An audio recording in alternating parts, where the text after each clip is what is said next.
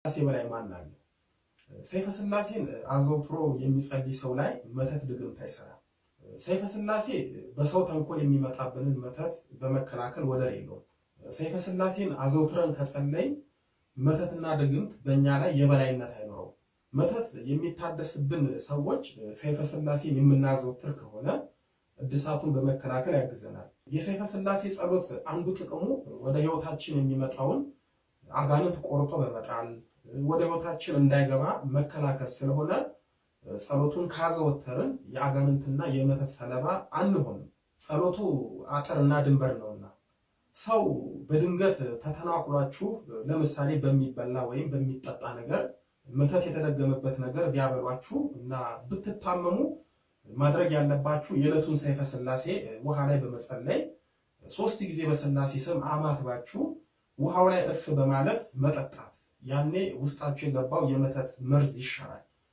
መሻር ብቻም ሳይሆን ወደ ሰውነታችን ተሰራጭቶ ደዌ ስጋ እንዳይሆንብን ይከላከላል። በዚህ ባለንበት አጋንንት ተፈቶ በተለቀቀበት የመጨረሻው ዘመን ከአጋንንት ክፋት፣ ከተንኮለኞች መተትና ከዕለት ኪት የምናመልጠው አንዱ በሰይፈ ስላሴ ጸሎት ነው። አጋንንት ተፈቶ በተለቀቀበት ዘመን የሰይፈ ስላሴ ጸሎት ጥቅሙ ምንድን ነው የሚለውን ስናይ ሰይፈ ስላሴን መጸለይ ብዙ ጥቅም ያለው ቢሆንም ጠቅልለን ስናየው በሁለት ከፍለን እናያለን። አንደኛው ከምስጋና አንጻር ሲሆን ሁለተኛው ከጸሎቱ መንፈሳዊ ኃያልነት አንጻር ነው።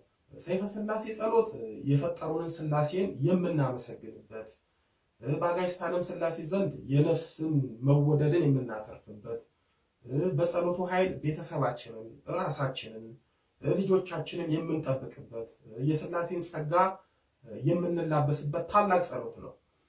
ሰይፈ ስላሴ በተለይ በረቂቅ የሚዋጉንን አጋንንት በረቂቅ የጸሎቱ ሰይፍ ስለሚቆርጥልን አጋንንት ወደኛ እንዳይቀርቡ ያደርግልናል። ሰይፈ ስላሴን ዘውትር የሚጸልይ ሰው አጋዕዝተ ዓለም ስላሴ በረድኤት በመለኮታዊ ጥበቃነት አይለዩትም። ከቤቱ የስላሴ በረከት አይታጣም፣ ጠላት አይበረታበትም።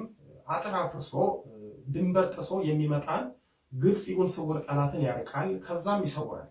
በተለይ አይነ ጥላ፣ መተት፣ ድግምት፣ ዛር፣ የዛር ወላጅ ወዘተ ያለበት ሰው ሰይፈ ስላሴን ያለመሰልቸት ያለመታከት አዘውትሮ ቢጸልየው በላዩ ላይ ያደረበት መንፈስ እድሜው እያጠረ እንደ ጢስ እየበነነ እንደ ጉም እየተበተነ ይሄዳል። አጋንንትን ከሚያዳክሙት አጋንንታዊ ኃይሉን ከሚያሽመደምዱት ኃይሉን ከሚነሱት ጸሎቶች ውስጥ አንዱ ሰይፈ ስላሴ ነው። የሰይፈ ስላሴ ጸሎት ጥቅም በስጋም በነፍስም በአጋንንት ውጊያም ላቅና ድንቅ በመሆኑ ጸሎቱን ማዘውተር ይገባናል። ስለዚህ ሰይፈ ስላሴን